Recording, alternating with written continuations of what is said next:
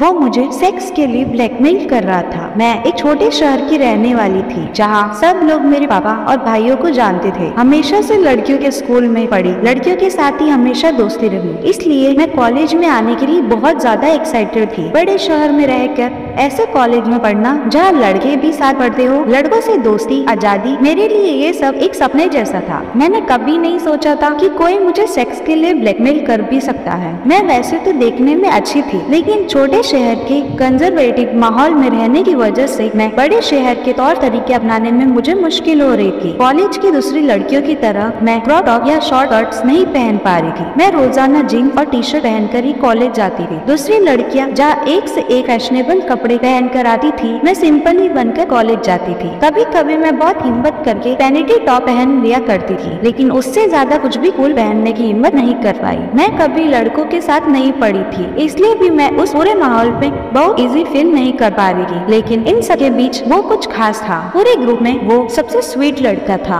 वो जब भी नोटिस करता था कि मैं अनकंफर्टेबल हो रही हूँ, वो मुझे कंफर्ट फील करवाने की कोशिश करता था। मुझे वो बहुत अच्छा लगने लगा था। एक दिन उसने मुझे कॉफी पीने के लिए साथ चलने को कहा। मैंने हाँ कह दी और इस तरह हमारी दोस्ती की शुरुआत हुई। कॉलेज के पहले साल हम दोनों हमेशा एक दूसरे के साथ ही रहते थे। वो मेरा पहला बॉयफ्रेंड था, पहला लड़का जिसका मैंने हाथ पकड़ा था, पहला लड़का जिसे मैंने किस किया था। वो कॉलेज के पास ही रहता था। कभी कभी हम दोनों अकेले समय बिताने के लिए ग्रुप से अलग ही घूमने चले जाया करते थे, कभी कभी उसके घर भी। हम दोनों हर ऐसी मुलाकात के बाद करीब आते गए। हमारा प्यार धीरे धीरे हमें फिजिकली भी करीब ले आया। एक दिन एक मेकआउट सेशन के बाद मैं घबरा गई, बहाने बनाकर वहाँ से भाग गई। मैं उससे प्यार करती थी, लेकिन मैं इससे ज्यादा के लिए तैयार नहीं थी। उस वक्त उसने ऐसे जाहिर किया कि उसको इससे कोई प्रॉब्लम नहीं है। वो समझ रहा है कि मैं पूरी तरह फिजिकल होने के लिए तैयार नहीं हूँ। गर्मियों की छुट्टियों में मैं अपने छोटे से शहर में छुट्टियां बिताने आ गई। वहाँ मेरे लिए कहने को कुछ नहीं था, लेकिन हम घंटों फोन पर बात करते थे, मैसेज करते थे, फेसबुक पर चैट करते थे। एक बार देर रात उसने मुझे मैसेज किया, तुम क्या कर रही हो? मैंने कहा कुछ खास नहीं, मुझे अपनी एक फोटो भेजो, मैं तुम्हें बहुत याद कर रहा हूँ। मुझे अच्छा लगा और मैंने उसे अपनी एक सेल्फी भेज, अब मुझे अपनी एक खास फोटो भेजो। उसने कहा मैं बहुत बोल्ड फील कर रही, इसलिए मैंने अपनी एक रिवीलिंग फोटो भेजी। मैं अच्छी तरह से जानती थी कि वो मुझे वाकई प्यार करता है। कॉलेज का दूसरा साल शुरू हुआ। कॉलेज के पहले दिन में बहुत ज्यादा एक्साइटेड थी। मैंने कॉलेज में उसे अपनी ओर आता देखा। मेरे चेहरे पर उसे देखकर एक बड़ी सी स्माइल आ गई। उसने मेरे पास आकर कहा, आओ मुझे तुमसे बात करनी है। वो मुझे साइड में ले गया और उसने कहा कि कॉलेज के बाद मैं उसके घर आ जाऊँ, क्योंकि उसे मुझसे कुछ बहुत जरूरी बात करनी। मैं उसकी इस बात से कुछ कंफ्यूज हो गई, लेकिन मैं शाम को उससे मिलने के लिए मान गई। कॉलेज के बाद मैं उसके घर गई। उसका मूड कुछ उखड़ा हुआ लग रहा था। हमने बात करनी शुरू, फिर अचानक से उसने मुझे अपने फोन में मेरी फोटो दिखानी शुरू करी, कुछ जो मैंने खुद उसे भेजी थी और कुछ जो उसने खींची थी। वो सभी फोटो काफी रिवीलिंग थी, कुछ वैसी ही जैसी एक लड़की अपने बॉयफ्रेंड को भेजती है शायद। उसके बाद उसने मुझे मेरे भेजे हुए मैसेज दिखाए, कुछ ऐसे मैसेज जो शायद मुझे कभी भेजने ही नहीं चाहिए थे। उसके बाद उसने मुझे सेक्स के लिए ब्लैकमेल करते हुए कहा, तुम्हें मेरे साथ सोना पड़ेगा, वरना मैं इसके बारे में सबको बता दूंगा। ये सब फोटो और मैसेज इंटरनेट पर डाल दूंगा। मैं डर के मारे कांपने लगी, मेरा रोना निकल गया और मैं उसके घर से भाग गई। उस रात मैं सो नहीं पाई, मैं बहुत डर गई थी। डरने वाली बात ही थी, उसने करीब एक हफ्ते मुझे इसी तरह सेक्स के लिए ब्लैकमेल किया। इस दौरान उसने मुझे कभी फोन पर कोई मैसेज नहीं भेजा, लेकिन वो जहाँ भी मुझे देखा कुछ भी ऐसा कहकर निकल जाता था जिससे मैं डर जाती थी। जाहिर था कि वो अब तक सब कुछ अपने प्लान के हिसाब से कर रहा था। कॉलेज में मेरी टीचर ने नोटिस कर लिया कि मैं बहुत परेशान हूँ। उन्होंने मुझसे पूछा कि मैं इतनी परेशान थी कि पूरी तरह से रो धो कर मैंने उन्हें सब कुछ बता दिया। वो सीधा उसके घर गई और उसकी मम्मी से बात की। शुक्र है उसकी मम्मी ने भी टीचर का साथ दिया और उन दोनों ने मिलकर उसे खूब डांट लगाई और डराया। डर से उसके फोन से मेरी सारी फोटो डिलीट कर दी और प्रिंट भी जला दिए। उसके बाद वो मेरे साथ जबरदस्ती सेक्स नहीं कर सका था। इस तरह मेरी वो पहली रिलेशनशिप खत्म हुई।